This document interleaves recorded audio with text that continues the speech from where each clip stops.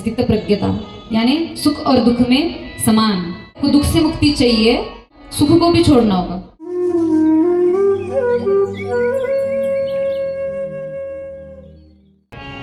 देखो, हमें राम जी का आदर्श रखना है सामने और राम जी से सीखना है। कैसा आदर्श? देखो, राम कैसे है? स्थित प्रज्ञ, जो गीता में कहा प्रभु ने दूसरे अध्याय में, स्थित प्रज्ञता यानी सुख और दुख में समान। प्रभु को छोटी आयु में ही वनवास मिला, बहुत ज्यादा प्रौढ़ावस्था नहीं थी उनकी, यौवन अवस्था थी। पहले दिन राज्य मिलने वाला था, राज्याभिषेक की तैयारी हो रही थी और बस दूसरे दिन वनवास मिल गया। पर अगर प्रभु के चेहरे पे देखोगे तो कोई दुख नहीं, ना राज्य मिलने का आपको खुशी दिखेगी। उल्टा उनको तो जब वशिष्ठ जी ने जाकर कहा कि राम देखो 3 दिन बाद तुम्हारा राज्याभिषेक होने वाला है, तो तुम्हें ये संयम नियम रखना है। तो प्रभु का प्रश्न क्या है वशिष्ठ जी से कि हम चारों भाई साथ में जन्मे, चारों का विवाह साथ में हुआ, तो राज्य मैं अकेला क्यों करूं? हम चारों राज्य नहीं चला सकते? और आज हम राम को भगवान कहते हैं। हम कहते हैं कि हम राम कथा सुनते गाते राम राम कर रहे हैं और आपस में भाई भाई लड़ते हैं छोटी सी जमीन के टुकड़े के लिए, कभी कभी थोड़े से धन के लिए। देखो, प्रभु को सच्चा भाव तभी अर्पण होगा जब आप प्रभु की तरह कुछ करो, है ना। वो कहते हैं कि भरत को राज्य मिलना चाहिए, मुझे क्यों? चारों को मिलना चाहिए, मुझे ही क्यों? कोई आनंद में फूले नहीं समा रहे प्रभु की, हाँ हाँ वाह मैं राजा बन जाऊंगा, नहीं। और हम थोड़ा कुछ हो जाए तो उछलने लगते हैं। हम उछलते हैं ना, इसीलिए गिरते हैं। तो वनवास मिला क्योंकि खुशी नहीं थी, तो वनवास मिला तो दुख भी नहीं हुआ। देखो, सुख और दुख दोनों एक ही हिस्से के, एक ही कॉइन के दो साइड है। भगवान बुद्ध कहते हैं आपको दुख से मुक्ति चाहिए तो क्या करना होगा? सुख को भी छोड़ना होगा। देखो, मान लो अगर आपको कोई कुछ कहे, आपकी कोई तारीफ करे, प्रशंसा करे और आप खुश हो जाओ, उसकी खुशी मनाना शुरू कर दो, तो कोई दुख कब होगा? जब कोई गाली देगा। क्योंकि प्रशंसा का आनंद किया ना, अरे 4 लोग तो मुझे अच्छा बोलते हैं, इसने मुझे गाली कैसे दे दी? जब कोई 4 लोग आपको अच्छा बोले तब भी आपके मन पर कोई परिणाम ना हो ना, तो कोई गलत भी बोल के जाएगा ना, तो परिणाम नहीं होगा। जैसे राम के नहीं हुआ। राम पूरे जीवन काल में राम ऐसे दिखेंगे आपको कि जहां उनके चित्त पर कोई भी राग द्वेष, कोई सुख दुख नहीं है। वन मिला है और खुशी खुशी वन में चले गए। और कैसे, देखो भाषा कितनी पॉजिटिव, कितनी सकारात्मक भाषा। कौशल्या को बताने गए कि मुझे वनवास, तो वन ऐसे नहीं बोला कि देखो हम होते तो कैसे बोलते। सोचो 1 मिनट, अपने आप को रखो राम की जगह। अरे यहाँ अगर एक चीज नहीं मिलती ना, तो हम रो रो के, चिल्ला चिल्ला के, दूसरों को दोष दे दे के पूरा घर सर पे उठा लेते हैं। आप क्या, मैं भी कभी कभी करती हूँ, क्योंकि जर्नी में हूं ना अभी, होता है। पर कोशिश होती है कि नहीं हो सके उतना, जैसे मैंने पहले भी कहा, परसेंटेज थोड़ा थोड़ा करके पहुंच जाएंगे। तो प्रभु क्या कहते हैं कौशल्या से? पिता दीन मोहि कानन राजू। मतलब मुझे भले ही अयोध्या का राजा नहीं बना रहे हैं प्रभु मेरे पिताजी, पर मुझे पूरे जंगल का राजा बना रहे हैं। देखो, भाषा पॉजिटिव कर लो ना तो भी बहुत सा चीजें अच्छी हो जाती है। अगर सकारात्मकता से देखना शुरू कर दो किसी भी परिस्थिति को, तो उससे क्या होता है? मन शांत रहता है। और मन शांत रहता है तो जो भी संकट आप पे आए हैं ना, उसका सॉल्यूशन दिखेगा आपको, उसका उपाय दिखेगा क्या करना है।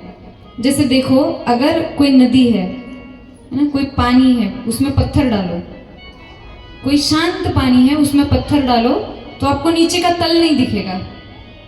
दिखेगा नीचे का तल? नहीं दिखेगा। पर शांत पानी है तो आपको तल नजर आता है। मतलब देखो, कोई संकट प्रभु ने दिया है ना, तो उसके साथ साथ उसका उपाय भी प्रभु ने पहले ही दे रखा है, पर हम ना उसमें इतने विचलित हो जाते हैं कि हम उसे देख नहीं पाते हैं। और शांत मन ही है जो तल में है वो दिखाएगा, यानी हमारे भीतर जो पड़ा है वो शांत मन से ही देख पाएंगे। पर हम जैसे ही थोड़ी विपदा आ जाए, हम इतने उद्विग्न हो जाते हैं,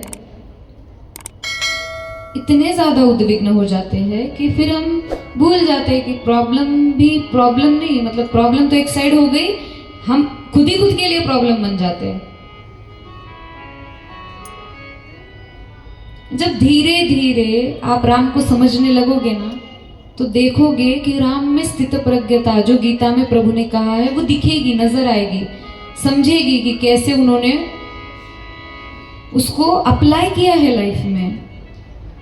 और देखो कैसे अप्लाई करना है, उसका डेमो राम ने दिया है ना। क्या करना है ये लिख के जो मैनुअल है वो कृष्ण ने दिया है, और उसकी टेक्निक भगवान बुद्ध ने बताई है। अगर दुख को समाप्त करना है तो दुख की जड़ तक जाना होगा।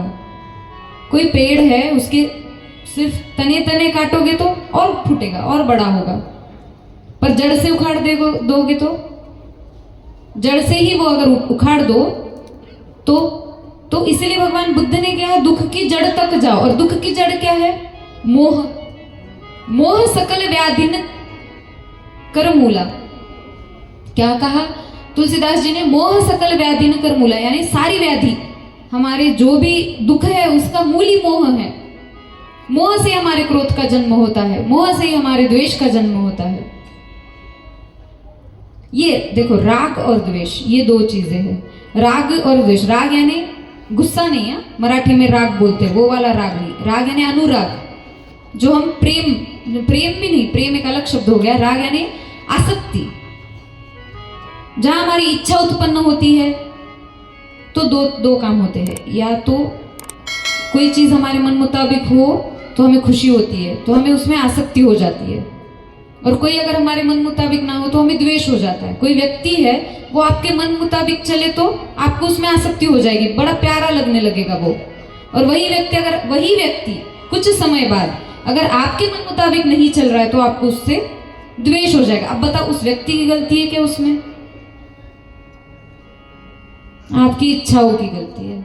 आपने उससे इच्छा बांधी, अपेक्षा रखी। और दुनिया में कोई ऐसा नहीं है जो आपके मन मुताबिक चले, या आप भी नहीं करोगे ये। आपको भी अगर कोई कहे ना उठना है, बैठना है, आप नहीं कर पाओगे, क्योंकि सबको, जीव को सबसे ज्यादा प्यारी उसकी स्वतंत्रता है। और दुख का कारण ही हमारा आसक्ति है, इच्छा है, मोह है। और भगवान बुद्ध क्या कहते हैं कि मोह को छोड़ दो, राग और द्वेष को छोड़ दो। ना किसी से राग रखो ना द्वेष रखो। वही कृष्ण ने गीता में कहा, स्थित प्रज्ञ बन जाओ, ना दुख करो ना सुख करो। वही राम ने जी कर बताया है। तो दुख को जड़ से मिटाना है।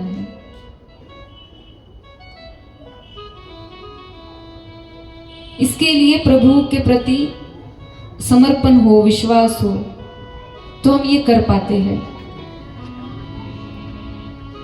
तो ऐसे ही प्रभु श्री राम को जब वन मिला तो प्रभु ने क्या किया?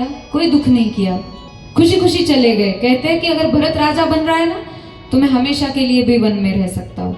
और उसके उलट देखो, भाई भरत जैसा होना चाहिए। नहीं तो मान लो अब ऐसा हुआ, दो भाई है, एक भाई ने बड़ा राम बन के कहा ले लो भाई तुम, और दूसरा रावण हो तो छीन लेगा। तो सबको उतारना है अपने भीतर, पर शुरुआत अपने आप से करनी है। ऐसा नहीं कि वो करेगा तब मैं करूंगा। आप राम बनो, अपने आप सामने वाला भरत बनने की प्रेरणा उसको मिल जाएगी। तो भरत ने क्या किया?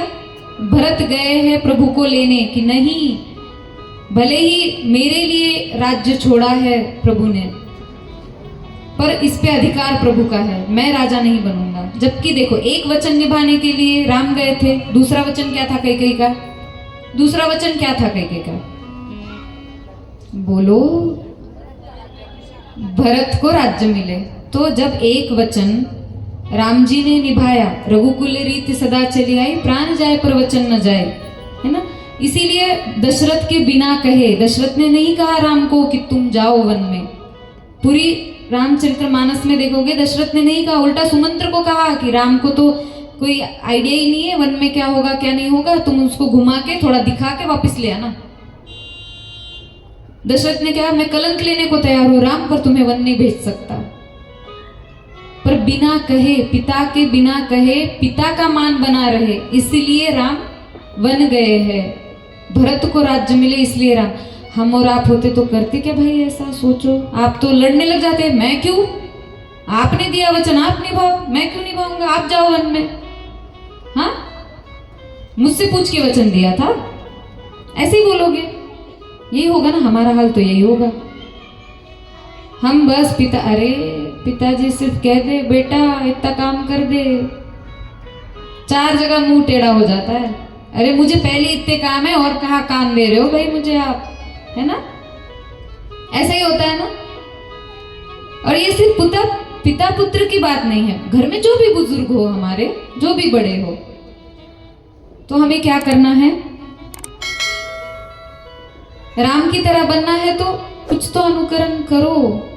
ज्ञानेश्वरी में भगवान ने लिखा है कि सिर्फ ज्ञानेश्वरी पढ़कर कुछ नहीं होगा। आपको ज्ञानेश्वरी में एक ओवी आती है, उसमें वो कहते हैं कि एक तरी ओवी अनुभवावी, सिर्फ पढ़ो मत, अनुभव लो, एक एटलीस्ट एक। और राम ने देखो अपने जीवन में संघर्ष चुना है। आप सोचो, राम चाहते तो क्या रावण को वहां तक नहीं बुला सकते थे? भगवान थे ना।